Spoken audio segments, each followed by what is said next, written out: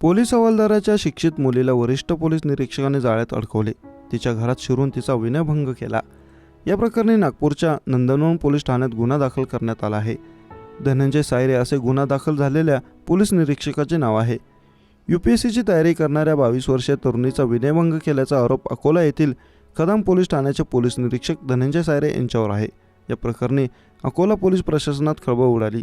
मिळालेल्या माहितीनुसार नागपुरातील नंदनवन परिसरात राहणारी 22 वर्षीय तरुणीचे वडील देखील पोलीस खात्यात आहेत. तिच्या वडिलांची धनंजयशी मैत्री होती, त्यामुळे धनंजय नेहमी घरी येत जा करत असे. तरुणी UPSCची परीक्षेची तयारी करत होती. दरम्यान या ओळखीतून धनंजय सायरे याने मुलीच्या जवळ जाण्याचा प्रयत्न केला.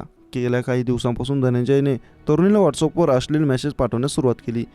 धनंजय याने तरुणीला अनेक वेळा फोन केले, मात्र तरुणीने त्याला उत्तर दिले नाही. त्यामुळे संतापलेला धनंजय शनिवारी सायंकाळी नागपुरात आला आणि तरुणीचा मोबाईल ट्रेस केला आणि त्याद्वारे तिचं लोकेशन ट्रेस करत ती राहत असलेल्या ठिकाणी पोहोचला.